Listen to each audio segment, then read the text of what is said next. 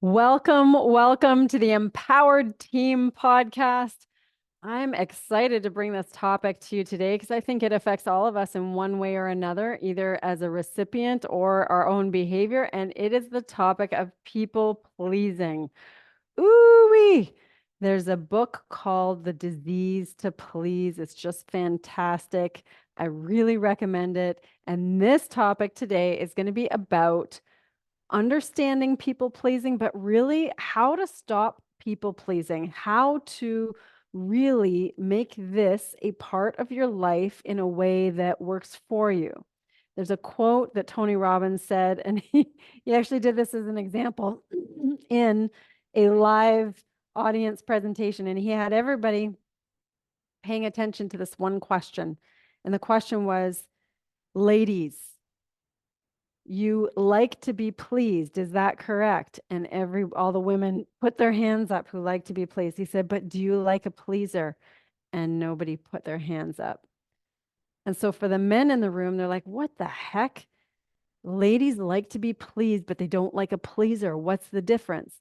So today we're going to understand that pleasing behavior that we have as humans. I've done it, you've done it, we've all done it, and how to really stop that people-pleasing behavior and why it doesn't work for us. What are these impacts that it has on our lives? So first off, let's take a look at the first steps, recognizing the behaviors. What are they? They're things like difficulty saying no, agreeing with others to avoid conflict when you may not agree. And there's a past episode that I've recorded called The Dirty Yes. This is several episodes back.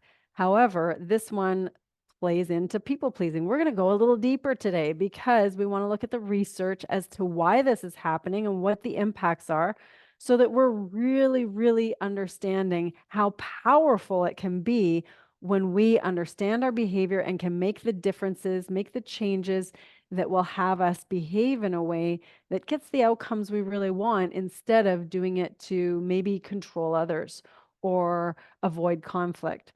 So, difficulty saying no, agreeing with others to avoid conflict, over apologizing, those are people pleasing behaviors. Is this one of yours? Is this someone that you know? Avoiding expressing true feelings or opinions. That's a big one. What are your true feelings or your true opinions? You should be able to express them freely without feeling like you have to agree with others all of the time. Taking on too many responsibilities. This is a symptom of saying yes too many times when it's just too much. Seeking validation and approval from others, ignoring your personal needs and desires.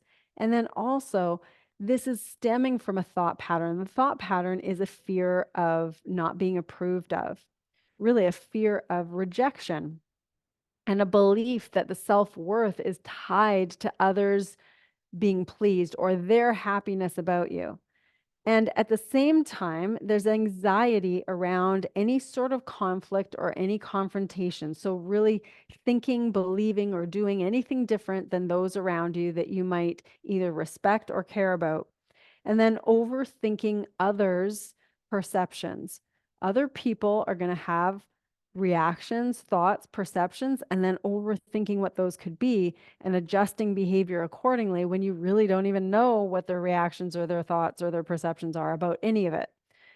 So there's research around this, and I'm really digging into understanding this so that we don't miss what's really going on. Sometimes we're saying that we're being polite or it's nice to be this way to other people, but really it's a disservice to them if they don't know how you really feel. And it's a disservice to you if you're not expressing what you really believe. And so it's not something that really is helping. It's not being polite. It's not being helpful. What it really is doing is causing disconnection instead of real connection. So here's what some of the research says around the prevalence of people pleasing. These behaviors are common, especially among individuals with high levels of social anxiety and low self-esteem. This was in the Journal of Counseling Psychology. Another research study in psychological science indicates that approximately 40% of people exhibit people-pleasing behaviors regularly, and it's influenced by the desire to be liked and accepted by others. Behavioral indicators. So people who are prone to people pleasing often exhibits high levels of agreeableness, a personality trait characterized by being cooperative, polite, and friendly. Who doesn't love the person who's cooperative, polite, and friendly? So here's the question I would pose. The question is, can we still be perhaps collaborative, polite, friendly, and at the same time authentic to our own beliefs and thought systems, so that we're not prioritizing with everyone else over ourselves, that there's a collaborative effort in the communication? All right. Underlying causes. So oftentimes when I'm coaching, we're not going to the causal zone, but oftentimes we are going to the causal zone. I want to share this part because this might be the aha moment for you to go, oh my goodness, that's why I tend to people please in that area of life, but not in that area of life. Some areas, some contexts, maybe in your work environment, you tend to be more in that people pleasing behavior, whereas in the home environment, you feel freely expressive. You are confident and authentic and polite and collaborative, all of the things. And there's nothing really in that people pleasing zone. But in the work environment, maybe there is. So this is why I want to point to some of the underlying causes and why it might affect the context that you may people please in. So childhood experiences. If you had overly critical or demanding parents, that could tend to promote the people-pleasing behaviors. Conditional love and acceptance. So if you were, we call it horse trading, where it's a transactional version of love. A child is taught that they will receive love if they behave a certain way or if they do certain things. And then also early responsibilities and expectations. That was definitely, all three of those things were definitely there in my life. And so I know that those are some of the causes for me to have some of the people-pleasing behaviors. And what I've discovered over time and over a lot of hard lessons, that they just don't work for me anymore. They are not something that I'm interested in. I'm interested in authentic and assertive communication that serves all parties. And I'm not willing to pretend to be someone that I'm not in order to please somebody else. Psychological factors. So these are some of the psychological factors that contribute to people pleasing, and they're low self-esteem, fear of rejection or abandonment, perfectionism, and codependency, where that partner or that coworker, their happiness is what's going to contribute to our happiness. Now that codependency is when it's detrimental to the relationship or detrimental to one individual. That's when it's really in that codependency world. And I say this not as a psychologist or a psychiatrist or anything along those lines. I am a strategist, a life strategist, a coach. And so these are just some of the informational bits that I can use to help you, although I'm not diagnosing anything or sharing anything as a psychologist. Another one is societal and cultural influences. So gender roles. We have a society that expects women to behave certain ways and men to behave certain ways, and that may not be true to that individual's nature, no matter what society says. And realize that I'm diving into this research because I like to know what has been studied, what the research shows, not just my personal experience or the many, many experiences of my clients, but rather what does the research say about this situation so that we can gain further insights. Not just gender roles in society, but cultural norms valuing harmony over individual expression. Now, I get it. We live in groups, we live in families, we work with other people. Individual expression only goes so far when there has to be some level of collaboration and work with a group. However, if we're constantly putting our individual expression behind someone else or behind the group, and we're behaving in a way that's inauthentic, it has a cost. And that's what's important to understand so that we can be as effective as we can in that collaborative communication. So I'll give a couple bits of information here from the research. This is old research back in the 60s. In developmental psychology, studies suggested that children who grow up with critical or demanding parents often develop those people-pleasing behaviors as a coping mechanism. So if you're criticizing yourself for some of the things that you're doing, remember that this was a way for a child to survive when they felt that they weren't doing anything right, for a way for them to survive when they feel that they need their love, the love from their parents in order to survive. So it's an important thing to understand that even though you may not like the behavior now, or it may not be working in certain circumstances, to realize that it came from a place that was very needed at a time in a young child's life. That's typically where it's coming from. And attachment theory, and this is again research from the 60s, shows that individuals with insecure attachment styles are more likely to engage in people-pleasing behaviors to seek validation and to secure a relationship. And then once that relationship is secured, you can imagine what some of the fallout is after when some more authentic behavior starts emerging. So it can be very problematic, and it's linked with low self-esteem as well as perfectionism and fear of failure. So what are the impacts?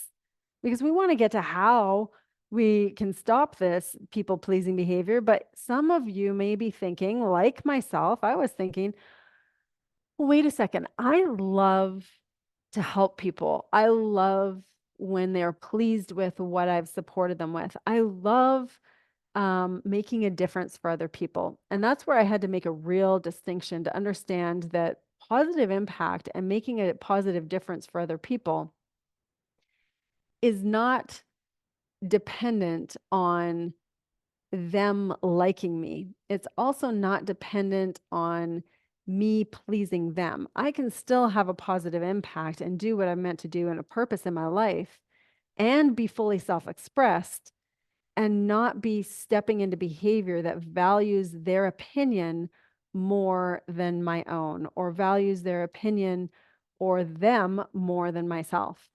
So this is where the impacts, when someone continually tries to serve someone else in a way that's only focused on pleasing them, then there is the impact of burnout and stress. And that's one of the ways that highlighted for me that, whoa, I didn't think I was a people pleaser. I thought I was serving people. But that was one of the areas that I realized that I had burnout, I had stress, and yet here I was living into my purpose. But I realized that some of the behavior wasn't about serving someone else and taking care of myself at the same time. It was leaning more heavily to pleasing someone else and then over pleasing or over performing, because that's where I was trying to derive some worth in my life. And once I got real and once I got authentic and once I got assertive and very self-expressed, I realized that, oh, they can take me or leave me. I'm not going to bend and contort in order for them to accept me. If they don't accept me, they don't accept me. I'm still going to be serving people to the best of my ability, but not trying to become what they want me to be. So that's the distinction that I really discovered for myself. But the impact, as I say, burnout and stress, here are some of the other impacts: resentment, frustration, loss of personal identity. Why would you lose your personal identity? Because you're contorting and changing yourself in order to please the other person, to literally become who they want you to be. And that's where the loss of personal identity comes in. Decreased self-esteem. There's also professional impacts as well, because this behavior really goes into the workforce, and it's overcommitment with reduced productivity. When somebody is overcommitting, they can't possibly fulfill on the things that they need to get done. That's where the reduced productivity comes in. Lack of recognition for personal contributions, difficulty in career advancement, strained professional relationships, and difficulty or also associated with diminished self-esteem along with the identity loss. And this is where the research points. It's occupational health psychology found that individuals who constantly prioritize others' needs over their own experience higher levels of emotional exhaustion. And you can feel this as I'm saying this. And I'm sure that you know of a situation. I'm going to give you a couple of examples as well. The Journal of Applied Psychology showed that people pleasers are more likely to experience role overload and decrease job satisfaction due to their inability to set boundaries and decline additional responsibilities. I want you to really hear that one again. This was published in 2005 in the Journal of Applied Psychology. People pleasers are more likely to experience role overload and decrease job satisfaction due to their inability to set boundaries and inability to decline additional responsibilities. In the work environment, you know the person who's most likely to say yes. And then you go to that person and have them say yes. And then you wonder why they can't quite complete on the other tasks that were there. This is a common thing, and it builds resentment in them, but resentment in the people who are expecting the performance, expecting the productivity. This is a problem in work environments. And if you hear that, that role overload also decrease job satisfaction. If you have employees who have role overload and decreased job satisfaction, but they're constantly saying yes to help other people, but to the detriment of the role, to the detriment of the productivity, to the detriment of the job satisfaction, it's not a good thing to have. It's lovely to have that employee that seems to be saying yes to all the things and overdoing all the things, but it ends up costing them and costing you if you are employing them. So be very careful that they can communicate. Teach your employees to communicate back what's in their realm of ability, what's in their realm of preference. Doesn't mean they're going to always have the things that they prefer, but it does mean that they can express that so you understand and they understand what is within their role, what boundaries need to be set. People pleasers often face difficulties in career advancement simply because their efforts are undervalued. They're constantly saying yes, they're constantly trying to please, and they're not holding their own to really authentically show where their value is in the work that they've put in what they've contributed. In other words, sometimes their efforts are often being taken advantage of by other people. And that happened to me in the workforce as well. The work that I had done the credit was being taken by other people. And then, so what happens when someone's perceived their efforts are undervalued, they're perceived as lacking in assertiveness and leadership qualities. That's the impact. They don't advance. They don't advance as frequently. That was shown in a study in Leadership and Organizational Development Journal in 2010. So I want to run by just an example because you might be wondering, well, what does this look like in real life? And this is where the person might be planning an event and someone makes that last minute request and the group decides to do whatever and they volunteer to help out with all the things. But then the cost is that they didn't follow through with what they really wanted to do for themselves. This is a scenario. Let's call this person Matt. And Matt is a 50-year-old high school teacher, very busy in that role, but also extremely heavily involved in their community. Loves to give back, loves to help out. So one Saturday, Matt is in the yard and Matt's neighbor, Mrs. Thompson, comes and says, "Hey, can you help with this charity event?" And Matt, who loves to be involved with the community, what does Matt want to do? Say yes. However, Matt already has plans to spend the day with his wife, Susan, who has been feeling neglected due to his very busy schedule. So what does this look like? Despite his plans, Matt agrees to help, thinking it would be rude to decline Mrs. Thompson. He spends the entire day at the charity event, managing logistics and ensuring everything runs smoothly. Susan, his wife, spends the day alone, feeling disappointed and hurt because that was their day to spend time together. That evening, when Matt returns home, Susan expresses her frustration. Matt feels guilty and apologizes repeatedly but deep down, he knows that his inability to, he realizes that his people pleasing is not only affecting him, but also the people he cares about the most. Ouch. Now, I describe this scenario because it's been one that I see in my clients. It's been one in my personal life I've experienced myself. And it's one that I'm certain that there's something similar that's happened to you. And the problem comes in that we were never taught how to value ourselves enough to learn how to say no, to learn how to set boundaries, to learn how to communicate with assertiveness that still values ourselves and the other person simultaneously. So, what does that look like? Let's take a look at this. We want to do three things, three main things that are going to make a real big difference in stopping the people pleasing behavior so that we have the power of no. So we have the power of our own authenticness and value that we're putting out in the world instead of being undervalued because we're constantly saying yes in a way that doesn't show who we really are. So, the number one is assertive communication. I know I've pointed to this already in this podcast. However, assertive communication is so vital. Now, what this looks like, I'm going to give you 4 steps. We've talked about this in communication steps in previous episodes. We go over this really extensively in our coaching calls, in our mastermind, in our team mastermind. So some of these things aren't new, but they're key reminders. So I'm going to go through the 4 most important ones in this assertiveness, in this assertive communication. The first one is I statements.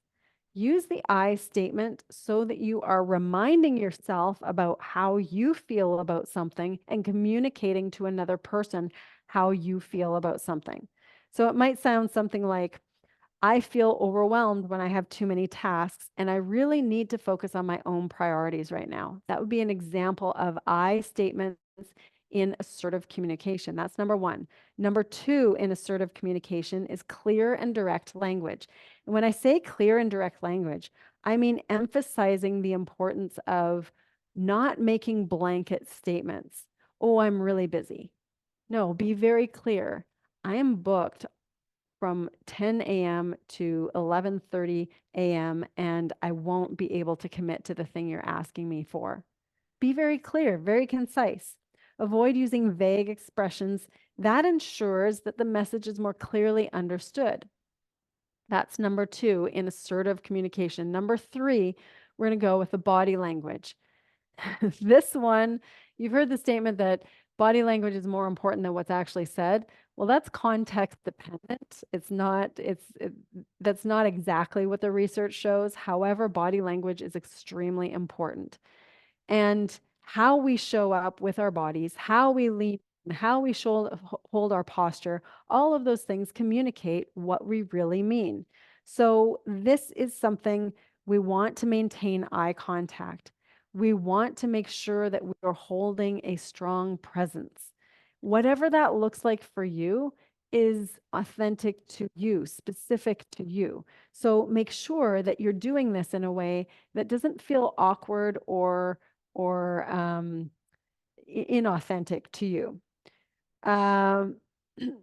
We want a calm tone of voice with that body language. The calm tone of voice expresses that you are clear, you are certain in what you are expressing verbally.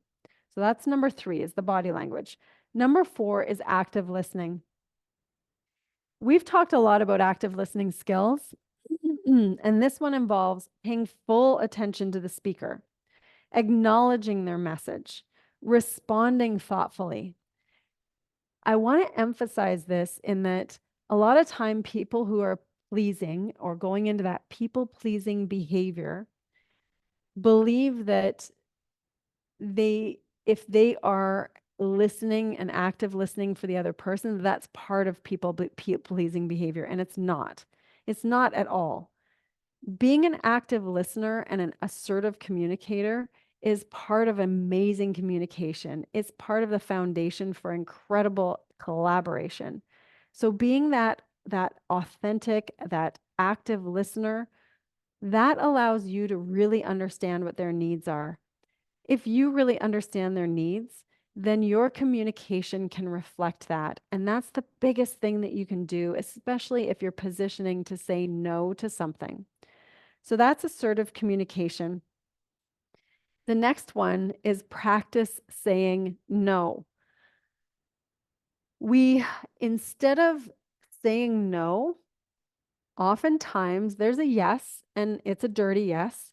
But the other part of what happens if the person doesn't say yes, they just avoid answering. And we need to practice saying no. So if we're not going to say yes, and then we just really don't want to say no, then there's this blank space where someone's waiting for an answer and they don't know what it is. So practice saying no, and practice saying no while you've been that active listener and with that assertive communication. What this can sound like is literally making a scripted response. This is really helpful. Here's an example. I appreciate you thinking of me, but I can't take on any additional tasks at this time. It acknowledges the other person that they've thought of them and clearly, concisely, assertively says, I cannot take on any additional tasks at this time. You can also use some buffer statements. This really helps. I also like to call them bridge statements. It helps cushion the response because when you're telling no, one of the reasons we avoid saying no or we say yes when we really don't mean it is because we know it's hard to hear no. And we don't want to have somebody hear no. We're being really sensitive. In fact, we're being overly sensitive. So one of the gifts that you can do is really create a bridge statement or a buffer statement that helps the no land a little more softly. And this sounds something like, I understand this is really important. However, I must decline to focus on my current commitments. I really appreciate all the work that you've put in. I wish I could be a part of it. I simply can't.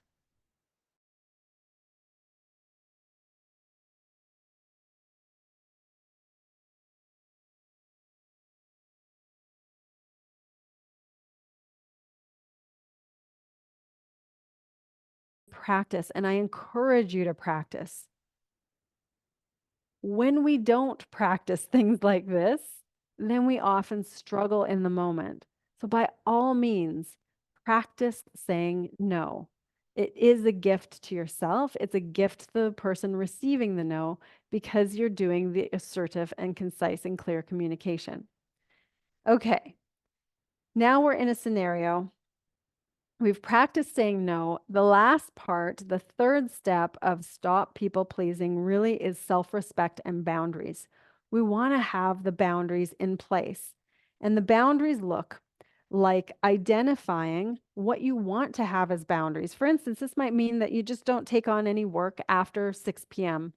ever in your life, whether it's at work or at home. It might mean that you don't speak on the phone after 8 p.m. It might mean that you only dedicate your Saturdays or your Sundays to your family and nothing else. Nothing, and you only dedicate Friday afternoons to your own personal wellness. I don't know, but whatever your boundaries are, you can make some rules around them. But boundaries are not threats. Boundaries are something that when you express them, you express what your actions are for yourself, not to someone else. So, what this can look like is you can encourage yourself or your friends to set boundaries in their lives and ultimately reinforce your personal well being when you are setting that boundary. For instance, I need some quiet time in the evenings to unwind, so I won't be available for work calls after 6 p.m. or 8 p.m., whatever it is for you, but it's your boundary. You get to decide, authentically figure out what that number, what that time is for you. Is it 6? Is it 6:30? Is it 7? Is it 8? But hold to it because then you're holding yourself in high regard. You're holding the value for yourself. Enforce the boundary. This is where you get to discuss strategies with another person for how you're going to enforce something. If you're calling me after 8 p.m., I just won't reply. So don't take that as I'm not interested in what you have to say, but I will get back to you the next day. Simple as that. If the behavior continues and they keep calling and calling and calling, I just won't have my phone on. Sorry. That's just the way it is. So I want to remind you about Matt and Matt saying yes to Mrs. Thompson and Matt saying no ultimately to time with his wife and breaking a promise that he'd made. And in this scenario, if you recall, he helped Mrs. Thompson with the charity and neglected time with his wife. And there's an alternative approach. So let's say she still asks him to help with the charity event. He still loves being involved in the community. He's still a busy professional. He still loves being a husband as well. And he planned to spend time with his wife, Susan. He has an alternative response. He can say something like, I really want to help, but I've already promised my wife that we would spend the day together. Perhaps I can assist with another event in the future. Please ask again. So notice there's a buffer or a bridge statement. I really want to help. So it expresses that there's some pleasure that they were asked to help. Matt is excited that he was asked to help. I really do want to help. I've just made a previous commitment and it's with my wife and I love my wife and I want to be asked again. So it's using that clear and concise communication. It's being assertive. There could have been body language used in that. It's an answer of no with some softening to it, with active listening as well, that respects the other person and also expresses a desire to be asked again in the future because this is something that they love to do, but they have a boundary around it. Now, look at the outcome here. Mrs. Thompson then understands that Michael's not available. Sorry, Mathew, I keep saying Michael. Enjoys a much needed day with Susan, Mathew's wife, and that their relationship ends up being strengthened and maintains a balance with his commitments because he's got a lot of commitments, like many of us do. So the point here is that oftentimes we don't speak assertively and we don't say no and we don't honor our previous commitments because we think that we're going to hurt somebody else or we're going to cause a problem. And I give this example and this outcome so that we can really outcome that's wonderful is possible. And we can follow through, we can make boundaries, we can say no, and it especially works when we've practiced it. So by all means, practice the assertive communication. Practice even a script to say no, practice ahead of time, and also create the boundaries that you know will serve you and protect you in the areas that you really value, especially with your loved ones, especially with your time, especially with taking care of yourself. Because if you've done that, that empowers you to be able to then serve others better with more energy, with more authenticity, and with clean yeses. You know you're in and you're all in. And that is living an empowered life. That is how to stop people pleasing. Take the notes, listen to this again. If this serves you in a way that you think is valuable, by all means, share it. If you know somebody who's people pleasing and you know that it's cost them in various ways, share this. These are the steps that will really create better outcomes for a more empowered life. That's what I wish for you is your best life, your most empowered life. I hope this serves you today and all week long, and in your future, you can keep practicing these steps in order to be your most authentic self. Live your best life. Have a wonderful day, and we'll speak with you next time.